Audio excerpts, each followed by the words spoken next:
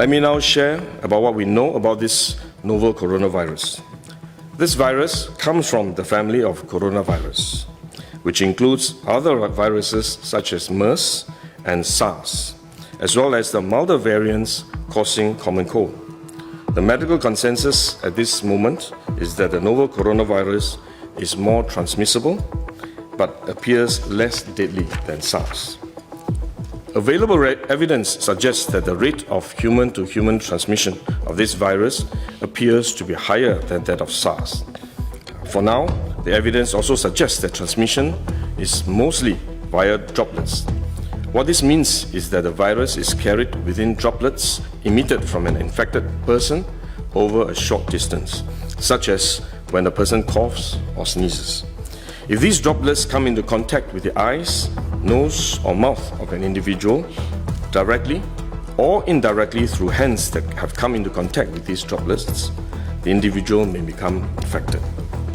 To clarify, there is no evidence currently to suggest that the virus is airborne. There are other viruses, such as the chickenpox, which can easily be transported via air currents and do not require droplets to contact the eyes or nose. The novel coronavirus is not in this category of viruses. The novel coronavirus could also transmit through surface contact. Let me explain. When a person sneezes or coughs, the droplets fall onto the surfaces of tables and chairs, for example, and the virus may remain alive for up to a few days. When someone else touches the surfaces of these tables and chairs, the virus can be transferred to his hands, and if he then rubs his eyes or nose without washing his hands, he may become infected. So we should wash our hands. This is also why we only quarantine the close contacts of confirmed cases. For more transient contacts, such as individuals that the confirmed cases may have walked past in malls or hotels, the risk of transmission is low. For coronavirus generally, the person is most infectious when he is displaying symptoms, or what you call symptomatic.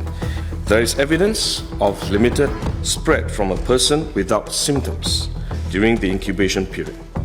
However, this form of transmission may be uncommon and has so far involved isolated cases only.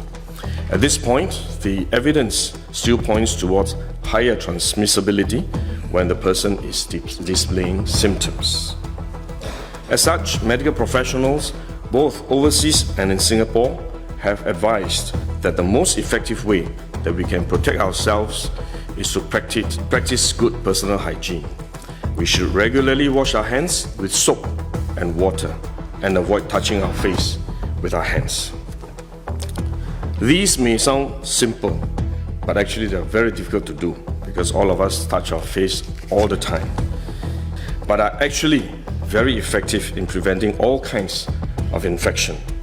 Potential infection from asymptomatic persons, in fact, is less likely to be from coughing or sneezing directly because they don't have symptoms. They are not sneezing or coughing, but more likely by touching contaminated surfaces, for which masks offer no protection. Wearing a mask when we are well often gives us a false sense of security instead, and we are more likely to touch our faces when we constantly adjust our masks, which is one way the disease spreads. At the same time, we need to protect others, our loved ones, friends, colleagues, and fellow Singaporeans that we come into contact with. If we are sick, we should rest and recover at home as far as possible. If we do need to go out to see a doctor, for example, we should wear a surgical mask to protect others. So this is when mask is needed, when we are unwell and have to go out.